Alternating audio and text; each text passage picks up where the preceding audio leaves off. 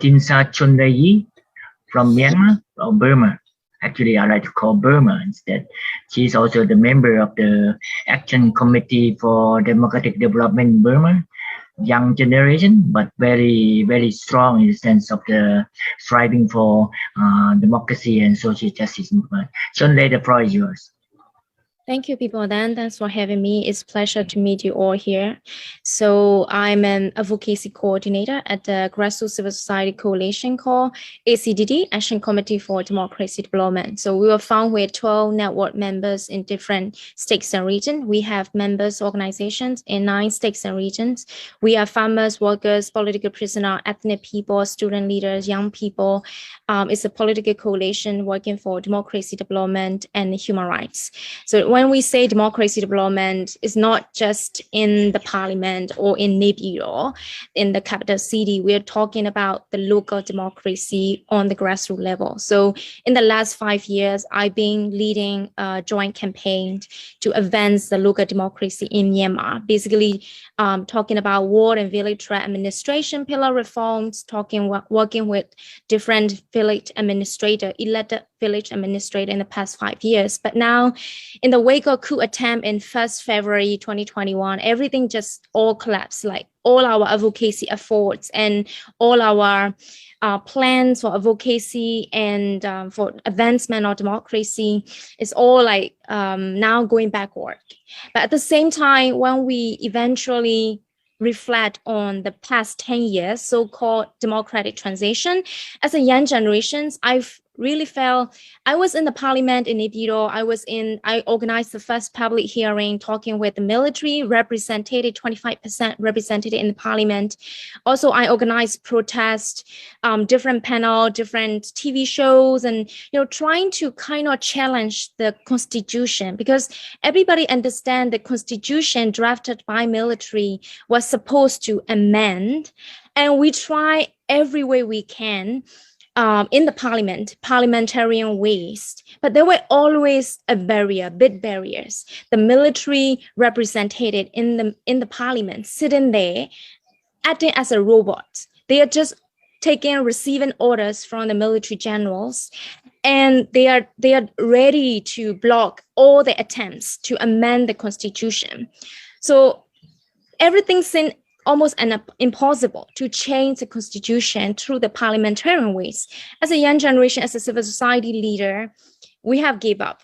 Like in the last 2020 election, I didn't vote, mainly because the 2000 constitution couldn't generate a democratic election, but mainly just to support a popular political party, neglecting the voices of the different ethnic parties and ethnic people. So I totally feel, as a young generation, we now came to understand that constitution was not designed for who we are or how we should be. So now in the wake of coup attempt, we take this as an advantage. We turn this challenge into an opportunity to abolish the 2000 constitution. So in our political arena, there is no constitution anymore. We abolished the constitution. So we raised 3 fingers in the revolutions. I want to explain what are the key demands of the 3 main fingers. The first finger represents we are demanding to end all forms of dictatorship, not just military dictatorship. We are seeing different forms of dictatorship along the Myanmar's histories, dictators everywhere in different forms, and we want to detect and we want to abolish. We want to end all forms of dictatorship.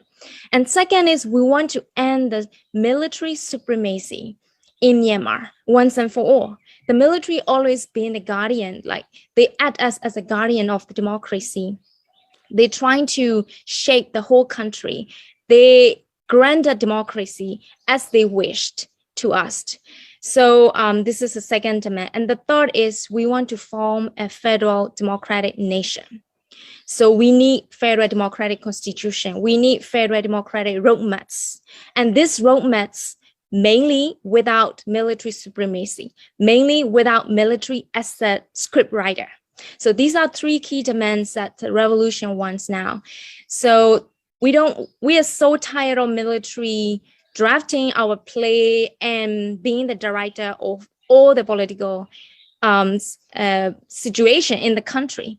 Now we reject their script. We want our own script with our own people, with our own ethnic people, with our own different minorities groups, and trying to draft our own way of doing things without military. And now the way we see the military leaders, the military generals are not political stakeholder anymore. After what they have done in the past year and in the past 4 years to the Rohingya population, in the past 3 decades to the other different ethnic minorities, I would like to share you what is going on right now in the country. So in the background, the first thing, this is what just happened. What just happened an hour ago in Yangon. The student leaders and the young people took it on the street in Yangon in front of the notorious insane prisons, where they detained more than 5,000 political prisoners and all sorts of prisoners. They clearly said that sentence. They say, people say don't hit the wall with your head, but now we are hitting the wall with that political spirit, with that winning spirit. May the dictator's wall be collapsed. So this is kind of a commemorated strike, kind of honoring the hunger strikes happening right now inside the insane prisons. There were some political prisoners, 3 political prisoners, the student leaders, they are conducting hunger strikes in the insane prisons. They are demanding, they feel so guilty that they are locked up inside. They couldn't do anything outside. And many people are being killed on the street almost every day. So they do everything they can. They join the hunger strike in the insane prisons. They could get killed by doing this, but they still do it. So this is the spirits of the young people at the moment. I would like to share what is happening with the status data. It's been already 383 days after the coup attempt. We say it's a coup attempt. We have a reason, because the military trying to grab the power, but unfortunately or fortunately, they couldn't implement the coup plan as they wished because of the strong resistance inside country and outside country. The people outside country showing solidarity with the peoples of Myanmar, also people inside country trying to reject to lend the legitimacies to the junta. The junta desperately want that legitimacy. They try to pretend they are the legitimate government. They try to represent the whole nation, but the peoples of Myanmar equally reject them to be the government. So we say it's a coup attempt because that coup plan is not yet successful. So take to 383 days, more than 1,560 political activists and protesters are being killed, and more than 12,000 being arrested. So the arrests and killing is happening almost every day. And not just killing, arresting. You can imagine what are the challenges of the current situation in Myanmar. There are 3 C's. The first C is a coup attempt. The second C is the COVID. Now COVID taken into another different shapes, Omicron and all sort of, it's all going around the whole country. And the third C is conflict. So now people are being killed, total 10,000. That's not just political prisoner, not just the protester, but also from the military side as well. Also PDF, people in defense forces being killed, also civilian being killed, and Temador, the people from the military also being killed in the daily conflict. And also today, this morning, 2 fighter jets being blown up this morning. If you see, there are people's defense forces, they are trying everything they can. 2 jet fighters blown up and 1 radar system was destroyed by Splint Star from detonation with remote control in Morvi Air Force Camp. So that's what is happening. That just happened this last night, 11 p.m. And there's a detention data, as well as this is what is happening, displacement during the coup attempt. So there were nearly 1 million people displayed in the whole nation.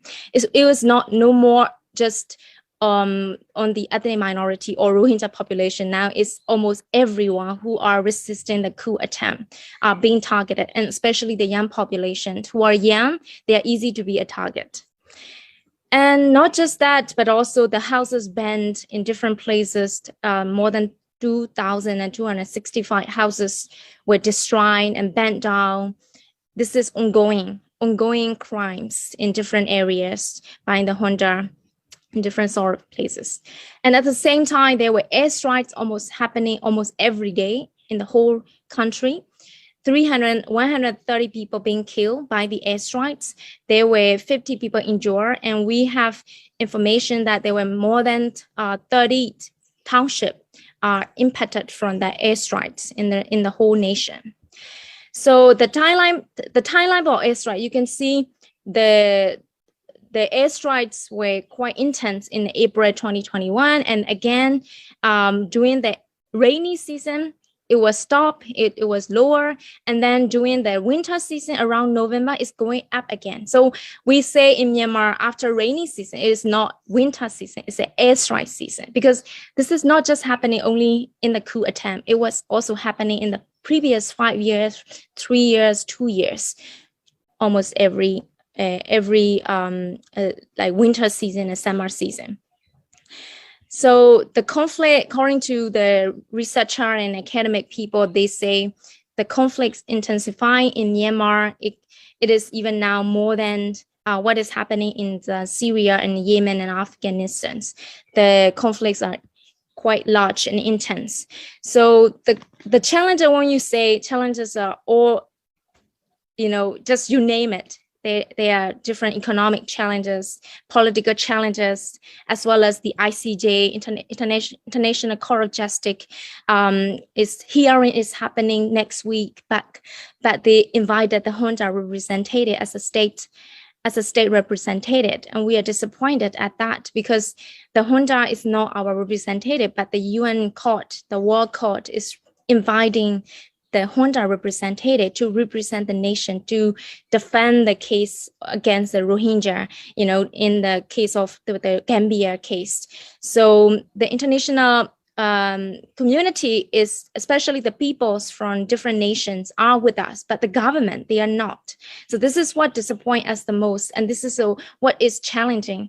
We want everyone inside our own country and also the international actors to ensure that we're not going for quick fixes to fix situation in Myanmar. We need to have a long-term solution. Is to listen to the voices of the people and not to add the military as a political stakeholder, because they are not political stakeholder anymore. After all they have done, the perpetrators stay at large and doing the same thing repeatedly, and nobody could hold them accountable. And this is basically allowing them with impunity to add more and more. Now, even the Hun Sen, the Prime Minister of Cambodia, couldn't even get him to agree to the 5-point consensus of the South Asian nations. So this is clearly an example. We need to call a spade a spade. We need to treat perpetrator as perpetrator, not political actors anymore.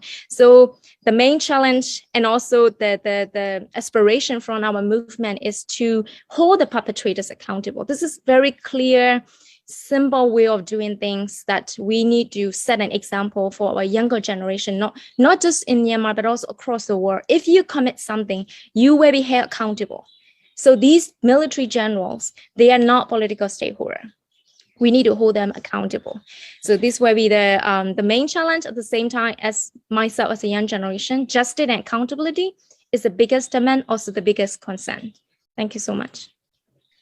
Thank you so much, Chonlei. You are really young, strong, and energetic activist in Burma.